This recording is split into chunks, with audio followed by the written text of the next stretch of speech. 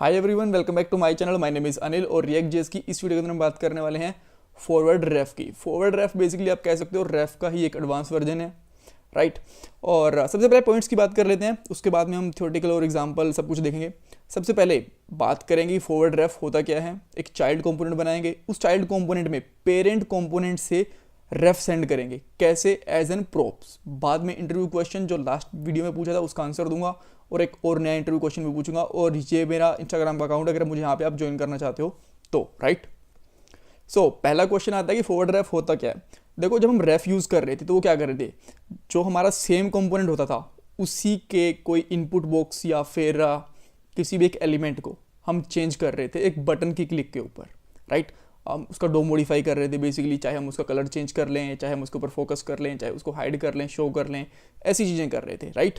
But तब क्या करेंगे, जब हमारे इनपुट बॉक्स और बटन दोनों ही अलग अलग कंपोनेंट्स में हों, राइट, तब हम उसका डोम किस तरीके से एक्सेस करेंगे, तब हम यूज़ करते हैं फॉरवर्ड रेफ। मान लीजिए कि आपके पास एक चाइल्ड कंपोनेंट है, उसके अंदर आपका एक एलिमेंट पड़ा है इनपुट बॉक्स, आपको उसका डोम चेंज करना है एक जो बटन है आपके पेरेंट कंपोनेंट के अंदर उसके क्लिक के ऊपर, राइट। तो आप कैसे यूज़ करोगे, एक कंपोनेंट से दूसरे कंपोनेंट में रेफ कैसे लेके जाओगे, दैट टाइम हम यूज़ करते हैं फॉरवर्ड रेफ। जैसा कि हम फॉरवर्ड मैसेज फॉरवर्ड करते हैं ना, उसी तरीके से हम लोग रेफ को भी फॉरवर्ड कर देते हैं।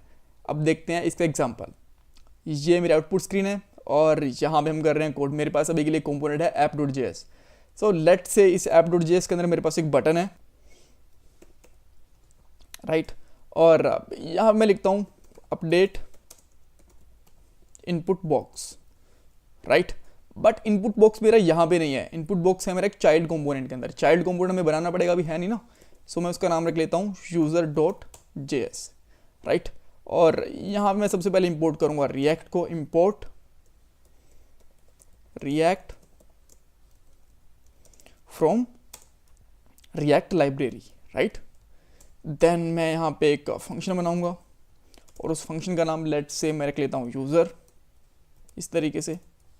और यहाँ पे हम बेसिकली कर सकते हैं रिटर्न, और रिटर्न के अंदर हम एक अभी के लिए मैं एक डिव बनाता हूँ और डिव के अंदर मैं एक इनपुट बॉक्स भी बनाता हूँ, राइट, इस तरीके से।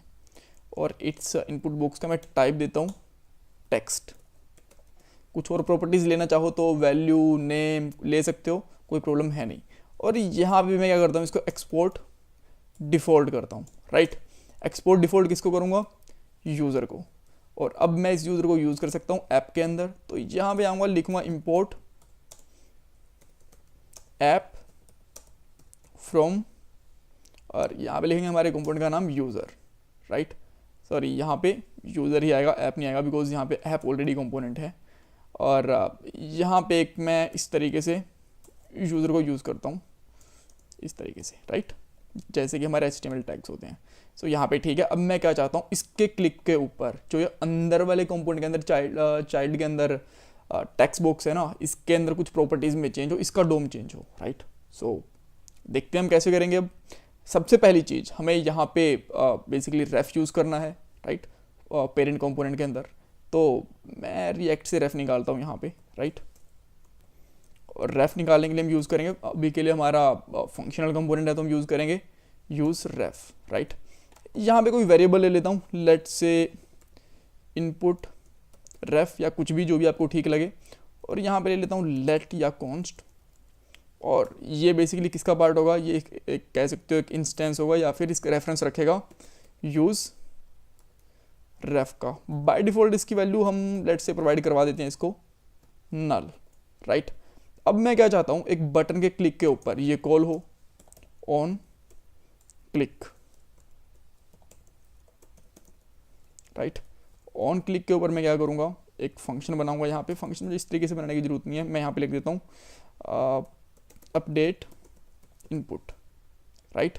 और अपडेट इनपुट में यहाँ पे फंक्शन बनाता हूँ, फंक्शन अपडेट इनपुट।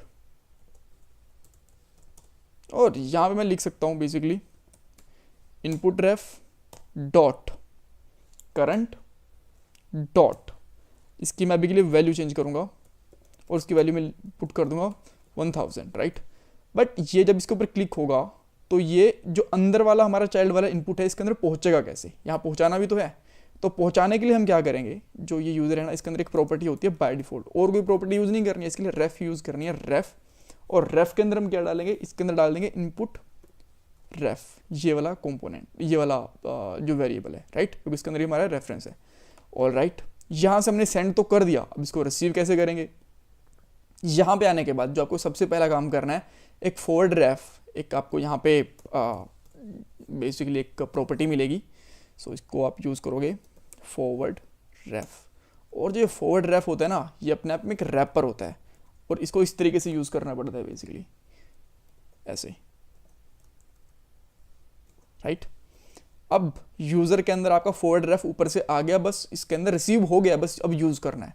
यूज़ करने के लिए हमारे पास क्या पैरामीटर होते हैं, प्रोप्स।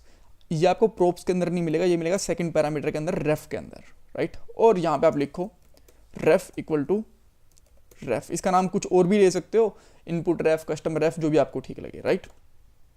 अब इस पर क्लिक करता हूँ मैं, और ये देखिए इसके अंदर वैल्यू आ चुकी है। सिमिलरली मैं यहाँ से कोई और चीज़ें भी चेंज कर सकता हूँ, लेट से इसके साथ में कुछ स्टाइल चेंज करना चाहता हूँ मैं, तो यहाँ पे लिखता हूँ स्टाइल डॉट कलर, और कलर कर देता हूँ मैं इसका रेड। तो अभी आप देखोगे यहाँ पे इसका कलर रेड भी हो जाएगा। मैं इस पर क्लिक करता हूँ, ये रेड भी हो गया। अब मैं चाहता हूँ कि देखो इसका इस तरीके से फोकस भी आ जाए, यहाँ पे एक जो कर्सर है ना ब्लिंक करे इसके क्लिक के ऊपर, तो वो हम कैसे कर सकते हैं, उसके लिए बहुत ईजी चीज़ है, जस्ट आपको लिखना है input ref dot current dot focus. Focus एक फंक्शन होता है, राइट।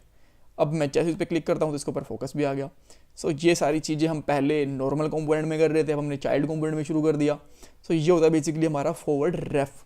सो कुछ कन्फ्यूज़न है तो मुझसे पूछ सकते हो। और लास्ट वीडियो के अंदर मैंने पूछा था कि हमें रेफ ज़्यादा यूज़ करना चाहिए, फिर स्टेट्स वगैरह या फिर प्रोप्स वगैरह यूज़ करनी चाहिए। कम से कम यूज़ करना है रेफ का, बिकॉज ये डायरेक्टली डोम को मैनिपुलेट करता है, और डोम को मैनिपुलेट करने के लिए क्या होता है, जो रिएक्ट का लॉ होता है ना, मैं लॉ ही बोलूँगा बिकॉज रिएक्ट कहता है कि कभी भी हमें डायरेक्टली डोम को मैनिपुलेट नहीं करना, अगर वो करेंगे तो हमारी परफॉर्मेंस लो हो जाएगी, राइट। तो वो वाला जो लॉ है वो वॉयलेट हो जाता है, राइट। यानी कि जो हमें रिकमेंडेशंस होती हैं वो हम यूज़ नहीं करते हैं, इसकी वजह से प्रॉब्लम आती है। सो रेफ हमें कम से कम यूज़ करना चाहिए, हमेशा अर्जेंसी के अंदर ही यूज़ करो। सो चैनल को सब्सक्राइब करना बिल्कुल मत भूलना। और